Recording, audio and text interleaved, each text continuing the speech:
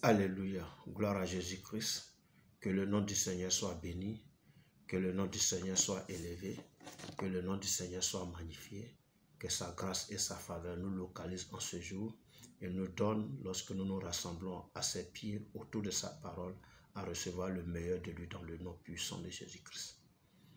Bien-aimé, merci de te connecter à moi, merci de t'associer à moi, à la table du Seigneur, à prendre plaisir au menu du jour. Que Dieu te bénisse richement et qu'il t'accorde cette faveur, cette grâce à recevoir le meilleur de lui en ce jour autour de sa parole au nom puissant de Jésus-Christ. Nous voulons poursuivre notre série d'enseignements de vidéos sur les 3 types de morts ce jour-là à Golgotha. Nous avons parlé de la mort de Jésus et pourquoi il était mort. Il était mort pour le péché de l'humanité. C'est pourquoi il a été mis au rang des brigands, parce qu'il a pris notre place. Nous, les brigands, nous les mauvais. Le deuxième type de mort, c'est le mort d'un brigand à la croix qui a injurié Jésus. Et nous avions rappelé que par notre comportement, par notre attitude, par notre manière d'être et de faire vis-à-vis de la parole de Dieu, vis-à-vis du Seigneur Jésus-Christ, semblait être des injures à l'encontre du Seigneur Jésus-Christ. Et tout comme ce brigand est mort dans ses péchés, nous également, si nous ne ressaisissons pas, si nous ne cherchons pas la face du Seigneur et que nous ne remettons pas nos vies entre les mains du Seigneur, nous allons également mourir dans nos péchés et nous allons hériter l'enfer. Ce jour-là, donc, à Golgotha, il y a eu 3 types de morts et c'est le 3e type de mort dont nous allons parler en ce jour. Nous allons donc lire notre passage habituel de Luc 23, verset 39 au verset 43. L'un des malfaiteurs crucifiés l'injurait, disant « N'es-tu pas le Christ? Sauve toi-même et sauve-nous. » Mais l'autre le reprenait et disait « Ne crains-tu pas Dieu, toi qui subis la même condamnation? Pour nous, c'est juste. Pour nous, c'est juste, car nous recevons ce qu'ont mérité nos crimes. Mais celui-ci n'a rien fait de mal. » Et il dit à Jésus « Souviens-toi de moi quand tu reviendras dans ta gloire, dans ton règne plutôt. » Jésus lui répondit « Je te le dis en vérité, aujourd'hui tu seras avec moi dans le paradis. » Alléluia. Donc c'est un passage depuis qui nous accompagne vraiment dans cette série d'enseignements et de vidéos. Et aujourd'hui, on va parler du 2e brigand. Parce qu'il y avait 3 personnes crucifiées, Jésus plus 2 brigands. On a parlé de la mort de Jésus, on a parlé de la mort du premier brigand. Parce que j'ai dit premier puisque c'est par lui on commence, l'un des malfaiteurs crucifiés l'injurait. Donc, il a le premier. Et le deuxième, à partir du verset 40, qui dit « Et l'autre le reprenait et disait, ne crains-tu pas Dieu, toi tu subis la même condamnation. » Alléluia. Ce 2e brigand à la croix-là, il est appelé très souvent le brigand repentant, n'est-ce pas? Le brigand repentant, parce que ce qu'il dit, c'est vraiment, ça ressemble à la repentance, pour ne pas dire que c'est de la repentance, parce que quand on va analyser tout ce qu'il dit à la chair et tout ce qu'il dit à la croix, c'est vraiment de la repentance qu'il fait. Voilà pourquoi il est considéré comme le brigand repentant à la croix. Et c'est parce qu'il s'est repenti que Jésus lui fait la promesse au verset 43 là, « Aujourd'hui même, tu seras avec moi au paradis. » Amen. Regardez un peu ce qu'il va dire. Au verset 41, après avoir repris l'autre, son alcoolique, après l'avoir repris, après lui avoir dit que « Est-ce que tu ne crains pas Dieu? Toi qui subis, c'est-à-dire la même condamnation que lui. » Donc déjà à ce niveau-là, il met Jésus au rang de Dieu. Alléluia. Il dit, mais l'autre le reprenait et disait, ne crains-tu pas Dieu? Toi, tu subis la même condamnation. Donc, il met Jésus au rang de Dieu. Donc, il reconnaît que Jésus est Dieu. Alléluia. Mais dans le verset 41, voilà ce qu'il dit. Il dit, pour nous, c'est juste, car nous recevons ce qu'ont mérité nos crimes. Mais celui-ci n'a rien fait de mal. Alléluia. Donc, il reconnaît, ça dit, la justice du châtiment qu'il subit. Après avoir reconnu Jésus comme Dieu, il reconnaît que lui, le châtiment qu'il subit, la condamnation qu'il subit est justifiée. Parce que c'est les actes qu'il a posés, le crime qu'il a commis, qui a suscité cela. Il est dans la conséquence réelle, véritable, des actes qu'il a commis. Donc, il reconnaît son état de criminel, il reconnaît son état de pécheur. Alléluia. Et c'est ça la repentance. La repentance, c'est reconnaître qu'on est pécheur, reconnaître qu'on a commis des crimes, reconnaître qu'on a fait des choses qui ne plaisent pas à Dieu. Reconnaître que c'est nous qui avortons, c'est nous qui trichons, c'est nous qui mentons, c'est nous qui tuons, c'est nous qui sommes méchants, c'est nous qui faisons des choses qui ne glorifient pas Dieu. Reconnaître son état de pécheur, c'est par là que la repentance commence. Et là, en disant, en reconnaissant la justice du châtiment qu'il subit, lié au crime qu'il a commis, il reconnaît qu'il est un criminel. Alléluia.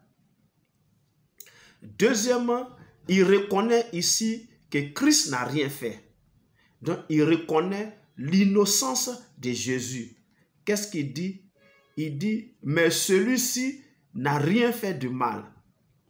Alléluia. Donc, il reconnaît que Jésus est l'agneau parfait, sans tache, ni ride, ni péché.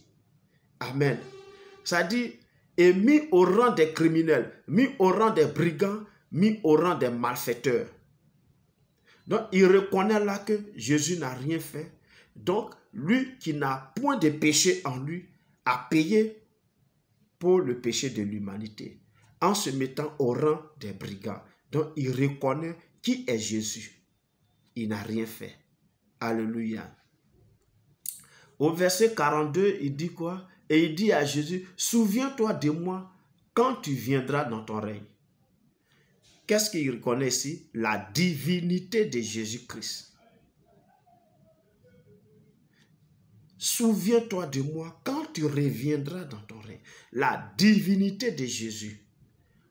Parce que comment lui, il peut savoir que Jésus va revenir? Alléluia. Comment il peut savoir que Jésus va revenir? Et il parle également de la vie de Jésus au-delà du tombeau. Amen. Parce que au-delà, Jésus va mourir, il sera enterré, il sera mis dans un tombeau. Mais il dit, Jésus revient. Donc, au-delà du tombeau, il reconnaît la vie de Jésus.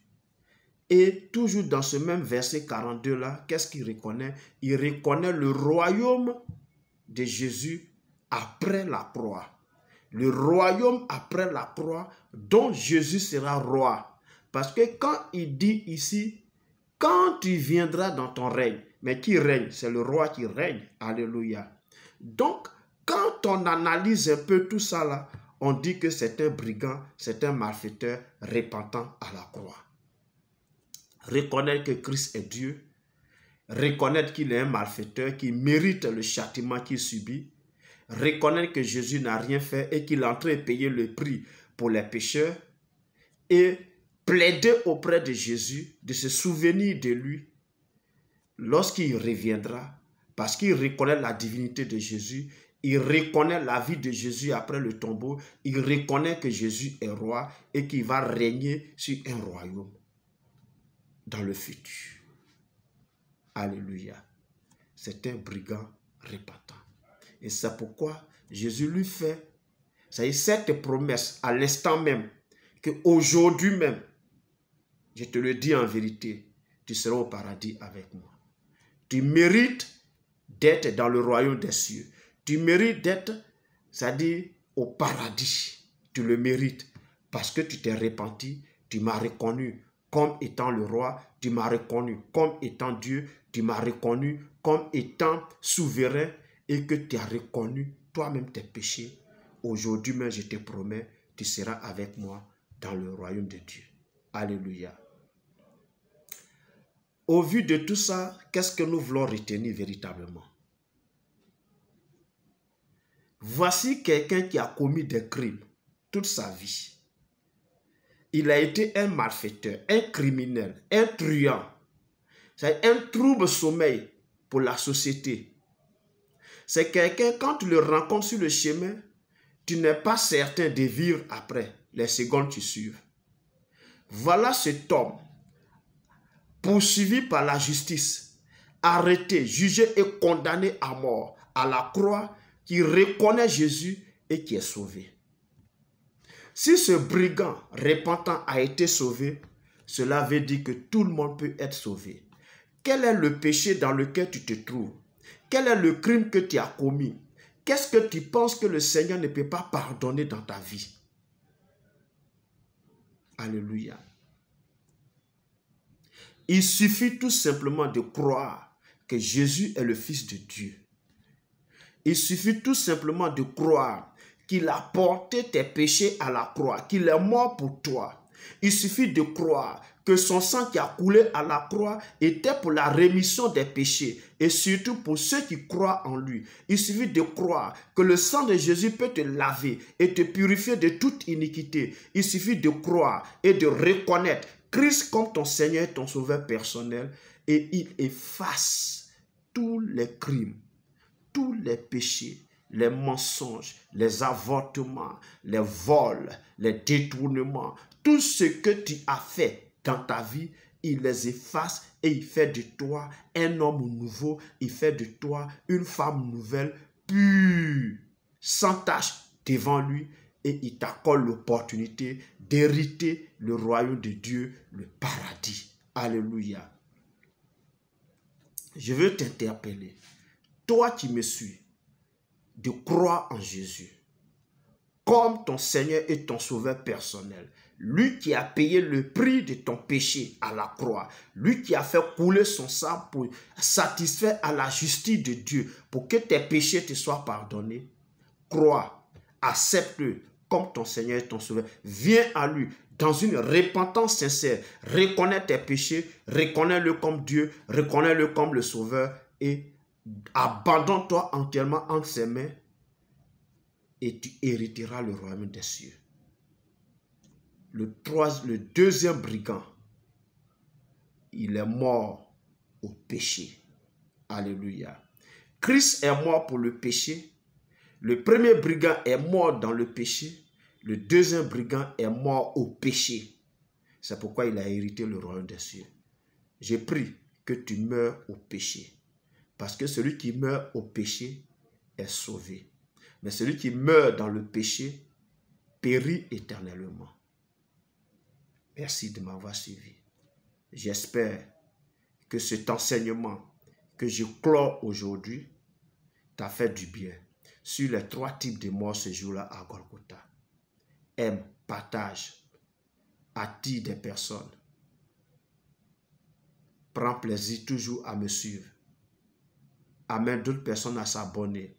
Si tu ne l'as pas encore fait, toi-même qui me suis, abonne-toi. Nous allons faire chemin ensemble. Que Dieu te bénisse richement. Que sa grâce et sa faveur te localisent. Et que l'Éternel te donne de considérer ses paroles, cet enseignement, et de faire la paix avec lui pour le salut de ton âme, afin que tu puisses hériter le paradis comme il a promis à ce bandit. Merci pour tout. Nous sommes donc à la prochaine pour d'autres vidéos, pour d'autres enseignements. D'ici là, porte-toi bien dans le nom de Jésus-Christ. Amen.